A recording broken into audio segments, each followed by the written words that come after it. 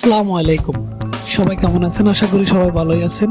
আজকে আমরা কথা বলবো কিভাবে MySQL সার্ভার এবং VS কোড আর পাইথন এই তিনটা একত্রে কানেকশন করব। আজকে আমরা এটা শিখে নিব। আমরা বিভিন্ন ম্যানেজমেন্ট সফটওয়্যারগুলো তৈরি করতে বিশেষ করে এই সবগুলো লাগে, মানে আমরা বিভিন্ন কাজ করতে MySQL সার্ভার অবশ্যই লাগবে। আর সেই MySQL নিয়ে আজকে আমাদের ভিডিও। অবশ্যই চলুন শুরু করা যাক। তো এর জন্য প্রথমত আমরা আগে আমাদের কম্পিউটারে অবশ্যই MySQL সার্ভার ইনস্টল করে নিতে হবে। MySQL সার্ভারের সাথে MySQL Workbench 8.0 CE এটা এই ভার্সনটা ইনস্টল করে নিতে হবে, অর্থাৎ এই সার্ভারটা ইনস্টল করে নিতে হবে। এরপর আমরা এটা ওপেন করব। তো চলুন ওপেন করা যাক। কিছুটা সময় নেবে। এরপর এরকম একটা ইন্টারফেস আসবে। আপনারা অবশ্যই এটা আগে ইনস্টল করে নিতে হবে। ইনস্টল করার জন্য অনলাইন থেকে ভিডিও দেখে তারপর ইনস্টল করে নিতে পারেন। যারা এখনো ইনস্টল করেন নাই তারা দেখে নিতে পারেন। তো এখন আমরা এখানে ক্লিক করব। এই যে লোকাল ইনস্ট্যান্স MySQL এখানে ক্লিক করব। এখানে ক্লিক করলে আপনাদেরকে প্রথমত একটা পাসওয়ার্ড দিতে হবে। পাসওয়ার্ড দিয়ে আপনারা ঢুকতে হবে, তা না হলে ঢুকতে পারবেন না, এখানে সরাসরি আসতে পারবেন না। আমি আগে ঢুকেছি যার কারণে এখানে আসছে এখন। তো এরপরে এখন আমরা এরকম একটা ইন্টারফেস পাবো। এই ইন্টারফেস থেকে আমরা প্রথমত এইখানে এই যে একটা ডাটাবেস ক্রিয়েট করব। এর জন্য আমরা এখান থেকে স্কিমস এখানে ক্লিক করব। স্কিমস ক্লিক করার পরে আমরা উপরে এই যে ডাটাবেস এখানে ধরবেন, create a new scheme in the connected server, এটাতে ক্লিক করবেন। এইখানে ক্লিক করার পর আপনাদের সামনে নিউ স্কিম নামে একটা ফাইল ওপেন হবে। এই যে এখানে একটা উইন্ডো ওপেন হয়েছে, এটাতে আপনারা এখন নিউ নাম দেবেন। একটা নিউ নাম আমি নাম দিতেছি মাই সার্ভার আমি নাম দিলাম।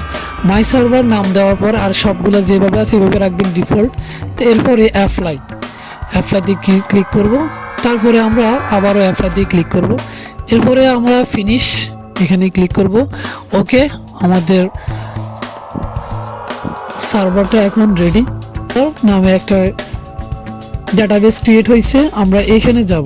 এখানে আপাতত এখান থেকে আমাদের কাজ শেষ। এখানে আপনারা এই যে টেবিল আছে, টেবিলের রাইট বাটন ক্লিক করলে দেখবেন যে ক্রিয়েট এ টেবিল, এগুলো দেখতে পারবেন। আচ্ছা, আমরা আপাতত এখানে আর কাজ না করি, আমরা এখন সরাসরি চলে যাব বিএস কোডে। বিএস কোড ওপেন করার পর আপনারা তেমন একটি ইন্টারফেস দেখতে পাবেন, সেটা তো অবশ্যই। এরপর আমরা এখান থেকে ওপেন ফোল্ডার, এখানে যদি না আসে তাহলে আপনি এখান থেকে এসে ওপেন ফোল্ডারে ক্লিক করবেন। এখান থেকে আমরা একটা নতুন ফাইল ক্রিয়েট করে নিচ্ছি। একটা যে কোনো জায়গায় আপনি ক্রিয়েট করতে পারেন, আমি এখানে করলাম। নতুন ফাইল একটা ক্রিয়েট করে নিতে পারে। আমরা এটার নাম দিব মাই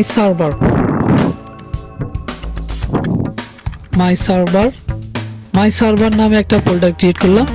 এখন এই ফোল্ডারটা সিলেক্ট অবস্থায় রেখে আমরা এখান থেকে সিলেক্ট ফোল্ডার দিলাম। এখন আবার নতুন করে ওপেন হইতেছে। আমরা এখানে দেখতে পাবো এখনই আমাদের যে ফোল্ডারটা ওপেন করছে এখানে চলে আসছে। এখন আমরা এখান থেকে নিউ একটা ফাইল ক্রিয়েট করবো। এই যে নিউ ফাইল একটা ক্রিয়েট করব। এখানে আমরা মাই সার্ভার আমি নাম দিতে পারি কি কানেকশন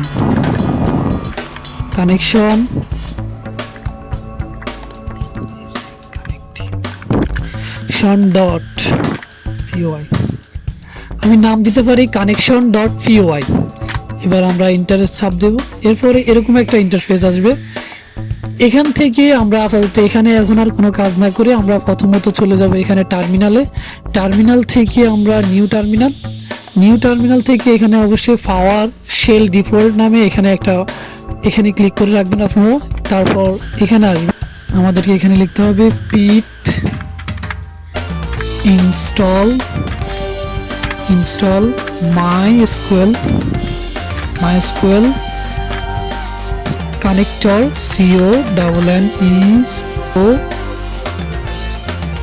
কানেক্টর কানেক্টর অবশ্যই কোনো স্পেলিং মিস্টেক যাতে না হয় ওটা দিয়ে খেয়াল রাখবেন।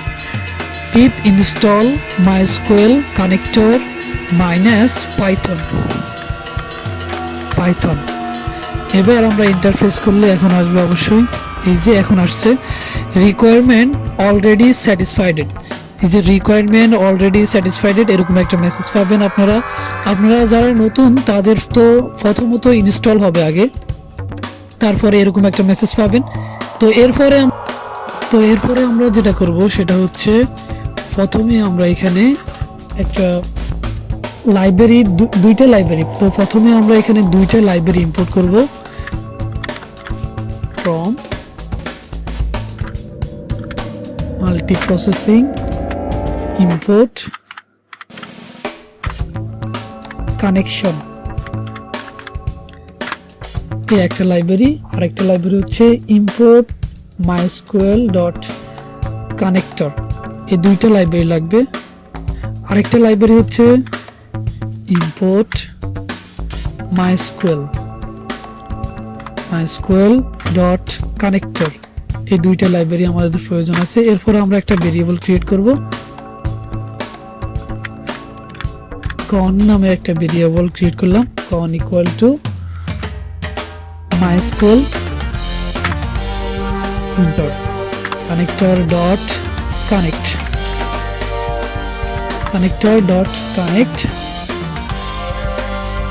এরপরে আমরা লিখব আমরা কোথায় কোন সার্ভারের মধ্যে আমরা কানেক্ট করতে চাইতেছি আমাদের এই প্রজেক্টটাকে, ওখানে সবগুলো অ্যাড্রেস এখানে দিতে হবে। হোস্টের ভিতরে এখানে দিতে হবে host equal to local host.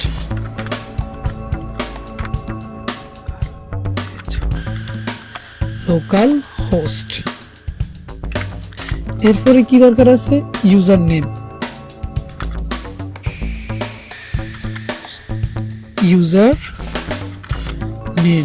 Equal to by default ভাবে রুটে থাকে, আমি রুট দিয়ে রাখছিলাম রুট। এরপরে কি দরকার আছে, পাসওয়ার্ড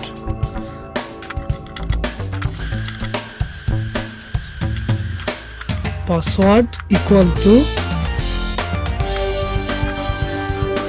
আমি আমার পাসওয়ার্ডটা দিচ্ছি, আপনারা আপনাদের পাসওয়ার্ডটা দিবেন।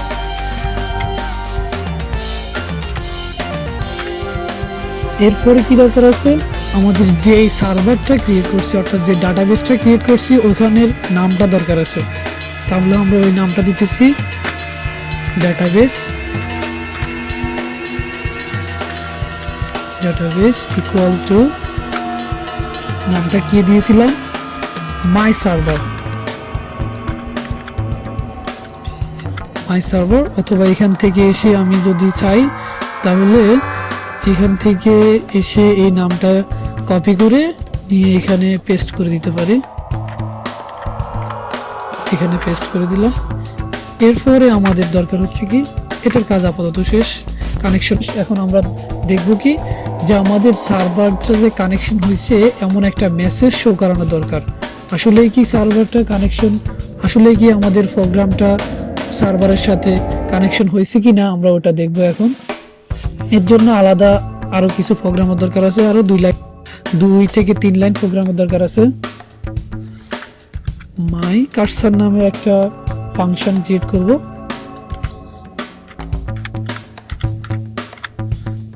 ইকুয়াল টু ওই যে কন নামের যে আমরা ভেরিয়েবলটা ক্রিয়েট করছিলাম ওটা কন ডট কার্সার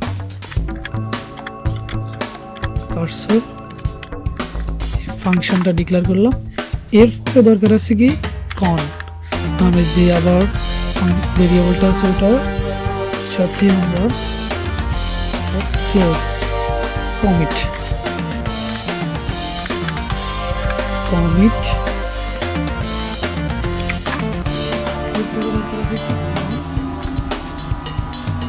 ডট ক্লোজ।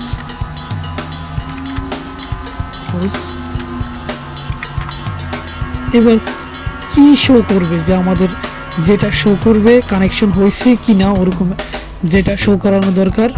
আমাদের প্রোগ্রামটা কানেকশন হয়েছে এরকম একটা মেসেজের দরকার, আমাদের প্রোগ্রামটা কানেকশন হয়েছে এমন একটা মেসেজের দরকার। এর জন্য আমরা কি করতে পারি, প্রিন্ট দিয়ে দিতে পারি যে কানেকশন হয়েছে, এমন একটা মেসেজ শো করবে।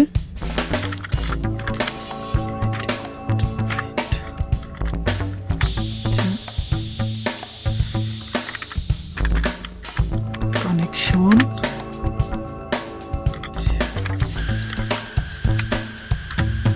Successful, connection successful, required.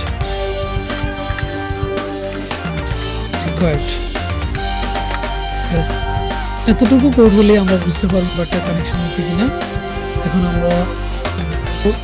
এইবার আমরা আমাদের প্রোগ্রামটা রান দিয়ে দেখি আসলে কি প্রোগ্রামটা রান হয়েছে কিনা, আসলে কি প্রোগ্রামটা কানেকশন হয়েছে কিনা দেখা যাক। ইয়েস, কানেকশন সাকসেসফুল রিকোয়ার্ড, অর্থাৎ আমাদের প্রোগ্রামটা আমাদের ডাটাবেজের সাথে কানেকশন হয়েছে এরকম একটা মেসেজ শো করছে আমাদের সামনে। অতএব এটাই ছিল আজকের কোড, এতটুকুই ছিল আজকে। সবাইকে ধন্যবাদ, ভালো থাকবেন।